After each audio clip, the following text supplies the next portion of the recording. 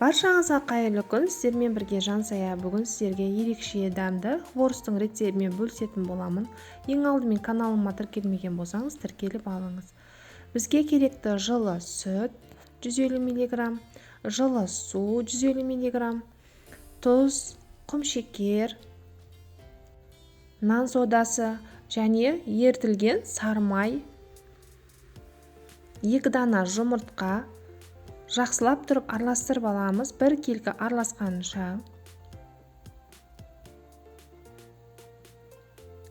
Үстінен 2 бөліп ұнымызды саламыз.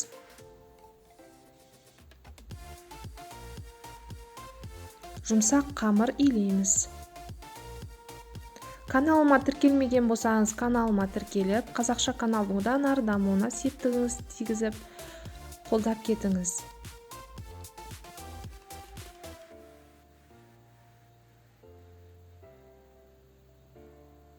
Дәл осындай қолға жапсады. Кішкене ұн сеуіп, қолға жапыспайтындай етіп жұмсақ қамыр илейміз.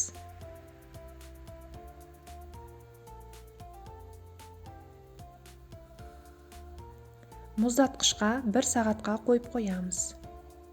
Міне дәл осындай жұмсақ қамыр болады.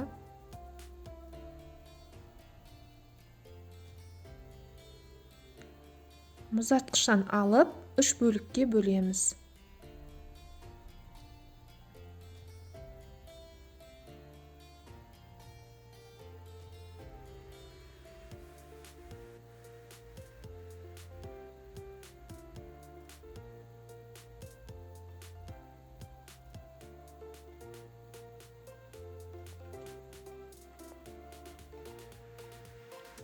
Екі бөлігін зуалалап, бір шетке қойып қоямыз домалақтап.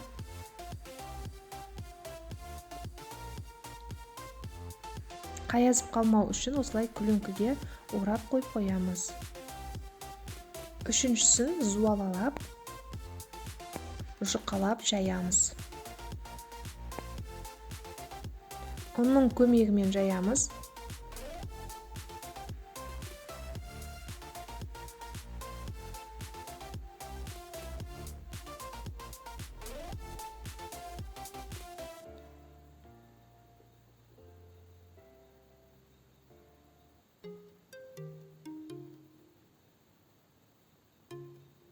Дастарханым кішкене көрініп тұр.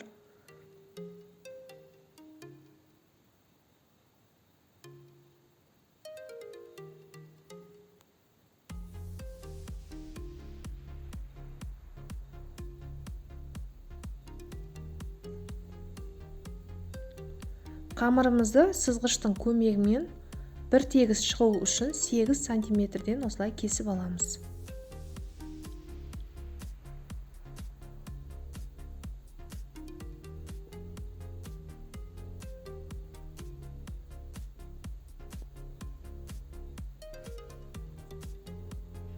Көз жобамен кесетін болсаңыздар, біреу ұзын, біреу қысқа болып қалуы мүмкін.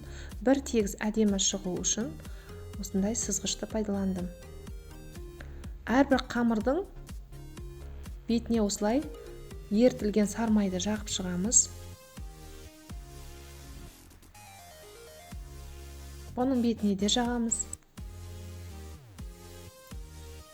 Осылай 4 қатар қойып шықтым. Ең соңғы бетіне жақпаймыз.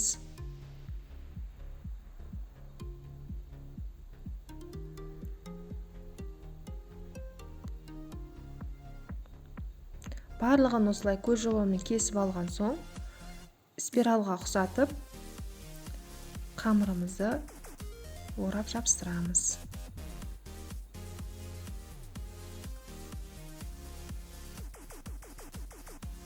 Дастарханға қойсаңыз сәнді, әрі әдемі, әрі дәмді, міндетті түрде жасап көріңіздер.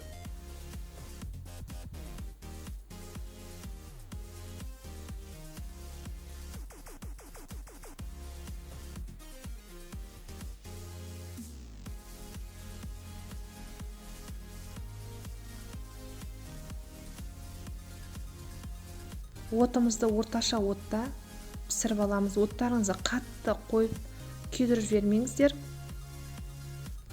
Пәс отқа пісіріп алсаңыздар да болады.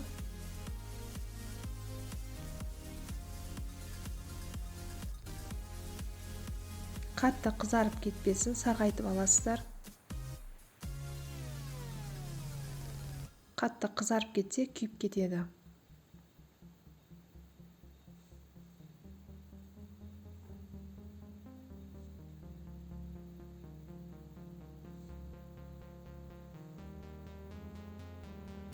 Каналыма тіркелмеген болсаңыз, каналыма тіркеліп, каналым одан ары дамуына септігіңіз тигізіп, төменге пікіріңізді қалдыра кетіңіз. Менің каналымда бұдан да басқа дәмді, жақсы рецепттер бар. Каналыма кіріп көріңіз.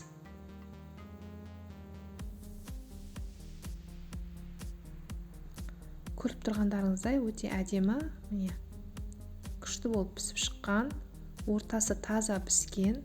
Енді сиробын дайындаймыз. Құм шекерімізді, суымызды құямыз. Лимонымызды саламыз. Отқа қоямыз. Құм шекеріміз еріп, 7-8 минуттай қайнатып аламыз. Қайнаған соң отымызды өшіріп, үстінен 2 ас қасық мьотымызды саламыз. Мьотымыз ерілген соң алып, хворостымызды салып, жақсылап аунатып аламыз.